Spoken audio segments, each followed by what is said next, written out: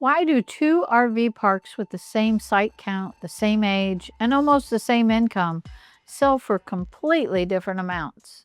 Maybe same state, same month, same numbers on the front page of the packet.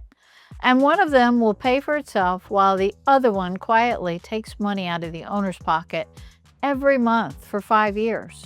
Now, I don't own a park. I am an accountant. My firm works with campground and RV park owners, which means I don't always see the brochure. I see what numbers actually did after somebody bought it. I see the deals that worked, and I see the ones that were a good operator bought a bad set of numbers and spent 3 years digging out. So if I had to buy a park tomorrow, I would not do it the way most buyers do it. Here's exactly what I would do instead, in order. So before I looked at a single listing, I'd make sure my personal financial statements are ready to go. They show everything I own and everything I owe. I'd also have my last 3 years of returns ready to go. That sounds boring, so let me tell you why it comes first. When you go for financing on a park, a lender is going to underwrite you before they ever underwrite the property. Messy returns, unfiled years, or you're stuck for weeks while the deal you wanted goes to somebody else who is ready. The buyer who has his paperwork in order moves in days. And that is the whole advantage, and it costs nothing to have it ready. Then the first thing I'd ask the seller for is not the price. It's 3 years of raw reports from their reservation system. Here's why. When you buy a park, you get handed 2 sets of numbers, and both are pointed to you on purpose. The tax return was written to make the income look as small as legally possible, because that's what tax returns are for. The projection in the sales package was written to make it look as large as possible, because that's what sales packages are for.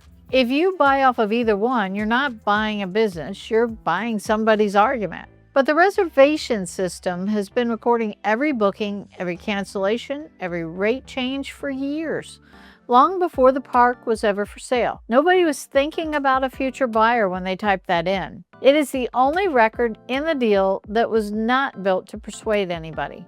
So I want the actual report, not a summary, not a spreadsheet that somebody made for a listing. And if the seller gets uncomfortable when I ask, I've already learned something worth more than the report. Then I would tie those reports back to the financial statements and the tax return and see if all 3 of them are telling the same story. When they don't, that gap is a real conversation for the whole deal. Next, I would ask who's actually staying there and when each of those rates was last raised. That second question is the one that changes offers, because a park full of weekend guests earns more per site, but empties the moment that the gas prices strike. A park full of monthly tenants earns less per site, but keeps paying in a bad year. Those are 2 different businesses at different values, even when the total revenue matches. And then there's one that nobody warns you about. The park that looks beautifully full until you find out 1/3 of those sites are long-term residents sitting at a rate that has not moved in years. That park is not full, it's stuck. And you find out how full it really is the day you move those rates to market value. Then I would throw out the seller's expense list and rebuild it as it would exist for me. This is where most of the deals I clean up went wrong. Not on revenue, but on expenses. Property taxes are usually reassessed based on what you paid, not what the seller paid a decade ago. So I'd call the county and find out what my number would be. I get an insurance quote in my own name in today's replacement costs. And then a big one. If the current owner is out there mowing, checking guests in, cleaning the bathhouses, and fixing the pedestals himself, his books are missing some labor costs. It's free on paper because he never paid himself. Now, you're not going to do all of that forever, so I put in a real wage on that line before I buy, not after. A park does not have to underperform to hurt you. You just have to buy somebody else's expense structure and then live inside your own. Then I'd go looking for the second price tag, the one written in invisible ink. Everyone looks at repairs and maintenance lines and hopes they look low. Now, a low number is not good news. It usually means that the work that should have been done was not. And it didn't go away. It sat there waiting for the next owner. So I would find out what has been skipped on the septic, the water lines, the power at each site, and the roads and pads. get real numbers on it, and subtract that from what I'm willing to pay. That is not a maintenance issue. That is part of the purchase price. And it's just not printed anywhere.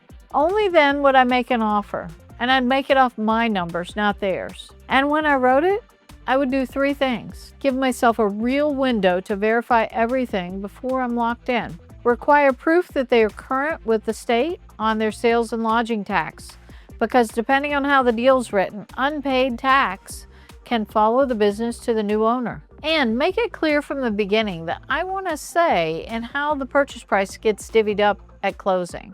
That last one's a step almost nobody takes, and from where I sit, it is worth more than everything above it combined. At closing, somebody decides how much of your purchase price was for land, how much for buildings, the roads, pads, hookups, electrical, fencing, cabins, playground. That one page controls your write-offs for the next 10 years. Now, land can never be written off at all.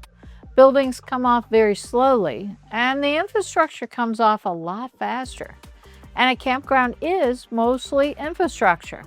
That's exactly why a park is one of the best types of property in the country for this. What almost no buyer realizes is that that page is negotiable. What is good for you is usually bad for the seller. Most buyers never knew it was up for discussion, so it gets filed by default, and they live with it for the next decade. I see it constantly, and by the time it reaches me, the money's already gone. So before signing, I would have an engineer walk the property and sort out what I'm actually buying into the right categories. It matters more right now than it has ever in the past years, because a law passed in 2025 that permanently brought back the ability to write off the full cost of qualifying purchases in the very first year. It is permanent now. So you can still do this after closing, and you can even do it in years later and catch up the write-offs that you might have missed. But before closing is the only moment that you have any leverage over how that page is written. So that's the whole thing in order. Get your own financial position clean before you shop. Ask for reservation reports before you ask about price. Tie them to the financials. Find out who is really staying there and when their rates last moved. Rebuild every expense as it will exist for you. Price the skipped work into your offer, and then control that closing page before you sign it. Do that, and those 2 identical looking parks stop looking identical. Every deal is different, and this is general information, so I'm not giving you specific information on your purchase. If you're looking at a park right now, there's a link below to book a call. Send us the numbers and we will tell you which ones we do not believe and why. And if this was useful, please subscribe. We put out one of these videos every week for campground and RV park owners, so you don't have to wait for it until you need it.